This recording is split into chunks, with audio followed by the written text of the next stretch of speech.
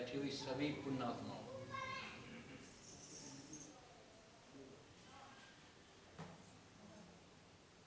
श्री कृष्ण भगवान कहते हैं, गीता के अंदर आया है, चतुर्विधा भजन्ते माम जना सुकृत नो अर्जुन है, आर्तो जिज्ञासु अर्थार्थी ज्ञानी च भट्टवर्षभ। वो कहते हैं कि इस संसार में मेरे 4 प्रकार के भक्त हैं।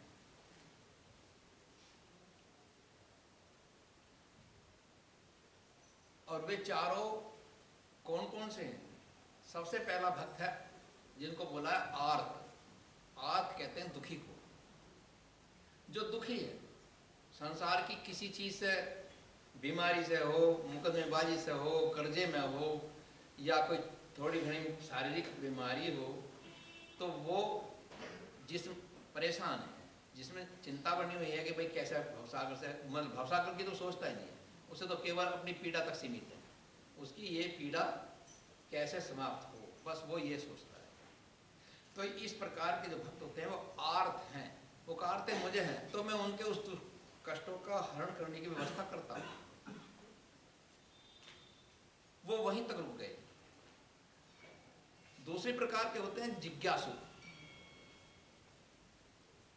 जिज्ञासु वो हैं जिनको संसार में भी चल रहे हैं और प्रभु की तरफ लगन भी है, उसे जानना भी चाहते हैं कि प्रभु कौन है, वो कौन है जिसने मुझे पैदा किया, और फिर मैं क्या हूं, कहां से आया हूं, मेरा वास्तविक रूप क्या है। वे जिज्ञासु हैं। वे अभी मुझे नहीं पता, लेकिन मेरी खोज में उनकी जिज्ञासा बढ़ी हुई है। तीसरी प्रकार के कहते हैं अर्थार्थी। जिन अर्थ कहते हैं धन को, जिसको केवल धन की इच्छा है, चाहे किसी का बेटा मरे, किसी के पशु मरे, उसे धन चाहिए। तो वो ऐसे व्यक्ति हैं जो केवल धन तक ही सीमित है और वो इससे आगे नहीं बढ़ते, वो भी मुझे नहीं पा सकते, पर भक्त मेरा जरूर है, क्योंकि वो भी मुझे ही पुकारता है कि प्रभु मुझे इतना धन दे दे। उनकी वासना धन के अंदर लगी हुई है। चौथी प्रकार के कहते हैं वो मेरे जो भक्त हैं वो ज्ञानी हैं। वे ज्ञानी जो भक्त हैं वो क्या करते हैं, वो दूध और पानी को छानते हैं। दूध में पानी कितना मिला हुआ है, यानी प्रभु की भक्ति में संसार गृहस्थी कितनी फंसी हुई है। तो वे, जैसे वो होता है ना हंस, वो दूध और पानी अगर उसके सामने रख दो, दूध मिला करके, उसकी जैसी वो उसकी अपनी चोंच उसमें डालता है, तत्काल उसके दांत में एक ऐसा अम्लीय छाप होता है, वो उस पर टच होते के साथ ही दूध अलग और पानी अलग हो जाता है। तो वो दूध को छोड़ देता है, उसके जो पानी के गड्ढे से निकलते हैं ना झाग से, उनको फिर खा जाता है। तो जिज्ञासु जो होता है वो गृहस्थी में रहता हुआ भी भगवान की तरफ चलता है। वो निर्णय करता है कि इनमें कौन सी चीज ऐसी है जो मुझे भवसागर में ले जाएगी और कौन सी ऐसी है जो भव से पार करेगी।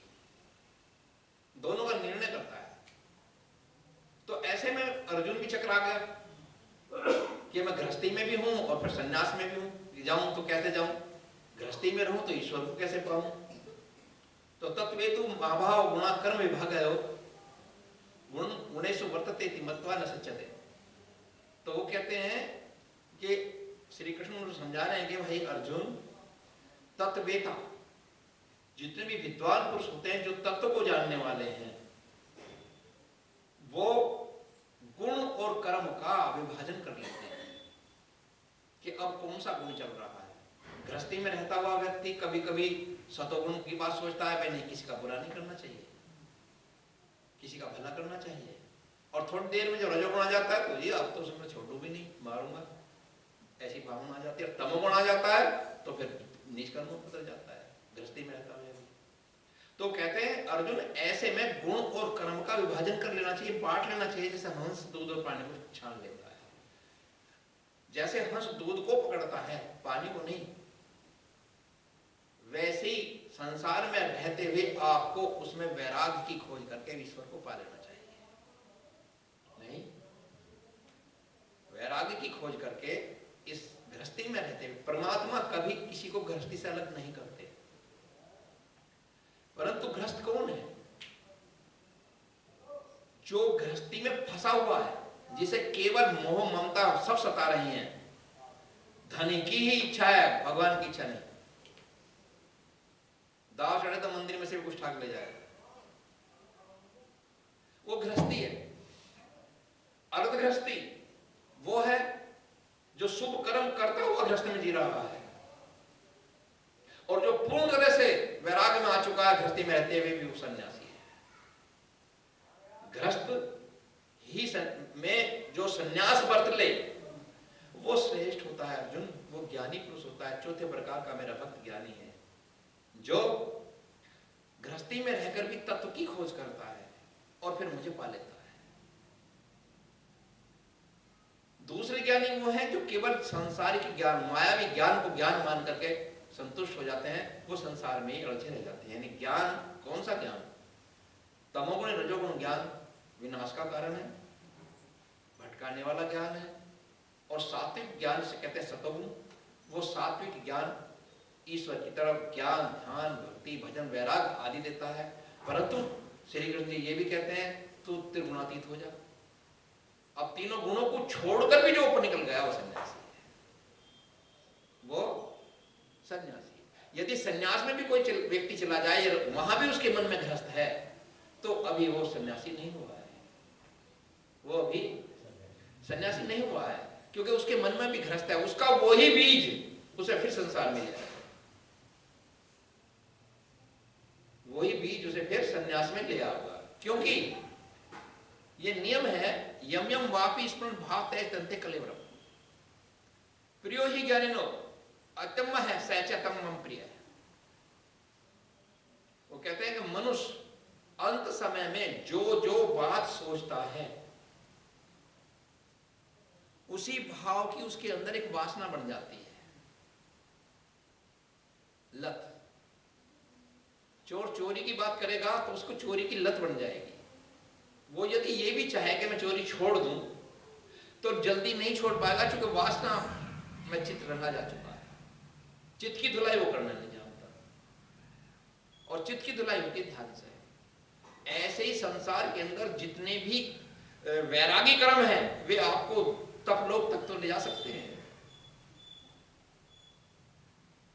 ध्यान के लिए तो जो श्रेष्ठ बताया गया है, वो ध्यान आपका पहले चरण से शुरू होकर के अंतिम चरण तक साथ चला जाता है, जो कहीं रुकावट नहीं खाता। वो मार्ग आखिर तक ले जाके छोड़ता है। लेकिन इसी को लोग संसार में छोड़ते हैं, क्योंकि उन्हें संसार प्रिय है और संसार में अड़चे हुए ही वे परेशान हो जाते हैं। तो श्री कृष्ण भगवान कहते हैं कि सब इन चारों भक्तों में मुझे ज्ञानी भक्त श्रेष्ठ है, क्योंकि वो गुण और कर्म का विभाजन करके गृहस्थी और संन्यास का दोनों को एक जगह मिला करके जीता है। वो वैराग में भी है और वैराग से अतीत संसार में भी है। तो उसका वो सांसारिक ज्ञान वैराग्य के कारण भवतारने वाला ज्ञान बन जाता है। ठीक है ना? आर्थ जो मेरा पहला भक्त है, एक बार हजरत ईसा मसीह, उनके पास ही एक यरूशलेम नाम का एक कस्बा था। वो वहां रोज सत्संग के लिए जाया करते थे। अब जिधर को गुरु लोग चलते हैं तो 10-5 शिष्य तो साथ होते हैं, उनके साथ भी उनके 8-10 शिष्य चल दिए। तो जब वो चले हुए जा रहे थे तो वहां पहुंचे यरूशलेम की तरफ, तो रास्ते में एक नदी आती थी। जब नदी आ रही थी तो वहां एक धोबी कपड़े धोया करता था। अब जब ये जा रहे थे तो उसने देखा, धोबी ने, भाई ये कौन आ रहा, ऊपर जाकर देखे तो अच्छा हजरत ईसा मसीह अपने बच्चों को, उसको शिष्यों को लेकर के और सत्संग में जा रहे हैं। तो रोज आ रहे यरूशलेम में। वो उनसे किलसता था। बदमाश से कोई नहीं किलसता, क्योंकि उसे पता कुछ भी कहता तो क्या देगा मुंह पे। और संत से हर कोई किलसेगा, क्योंकि वो कुछ कह रहे हैं। संत से जितने भी संकट आते हैं ज्यादातर संतों पे आते हैं। दुष्ट आदमी पे तो एक ही बार संकट आता है, बसंत में खत्म, अनित नमोज मारता है, और संत पे बार बार आएंगे, क्योंकि परमात्मा उसको धोना चाहता है।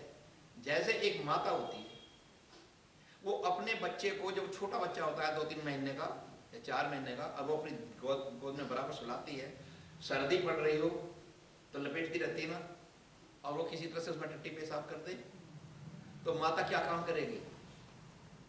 धीरे धीरे उसकी तरफ वो सुक्का करती रहेगी, अल्लाह अपनी तरफ लेती रहेगी, लेकिन वो फिर भी करता जा रहा है। तो जब वो बेहोश हो जाएगी तो फिर वो 4 पैसे पे उठेगी, उसे उठा के बच्चे को बाहर ले जाएगी और वहां जाकर रोना शुरू करेगी। वो कितना ही रोए, इसकी उस वक्त वो परवाह नहीं करेगी। तो इसका अर्थ ये नहीं हो जाता कि प्रकृति हमें दुख दे रही है, उस दुख में भी तुम्हारा सुख घुसा हुआ है, वो उसे धोती रहेगी, और जब वो बच्चा धो लिया जाएगा, साफ कर देगी, तो फिर दूसरे वस्त्र पर, सूखे वस्त्र को फिर सुला देगी और उसके साथ रहेगी। ऐसे ही प्रकृति माता भी बच्चे को दुखों के घाट पर लाकर के धुलाई करती है और उसे शुद्ध करना चाहती है कि वो ईश्वर के धाम में जाने का योग हो जाए, उसके योग बन जाए। और तब तक धोती रहेगी, तब तक उसमें संकट आते रहेंगे, जब तक उसके कर्मों का निस्तारा नहीं हो जाता। जब सारे कर्म समाप्त हो जाएंगे तो फिर प्रकृति धोना बंद कर देती है, फिर वो उसके रास्ते में फूल बखेरती हुई चलती है। चल अब तू ब्रह्मलोक को चल और मैं तेरे आगे फूल बखेरती चलती है। तो वो भी प्रसाद बांटती है, प्रकृति प्रसाद बाहर बांटती है, बाहर और अंदर भी बांटती है, अंदर का भी मार्ग प्रकृति ही सुधारती है, ठीक है ना। और ईश्वर भी बाहर भी बांटता है और अंदर भी बांटता है, बाहर का उसकी रक्षा का काम करता है और अंदर उसे अपने ऊपर के लोगों में ले जाती है। तो जीव को यह सुधार कर ले जाती है। आपने रेडियो देखा है, पहले जब बजते थे तो उसके अंदर कितने रेजिस्टेंस को संतुलन में लाने के लिए ट्रांजिस्टर भी लगते हैं और उसके अंदर कंडेंसर भी लगते हैं, बहुत सारे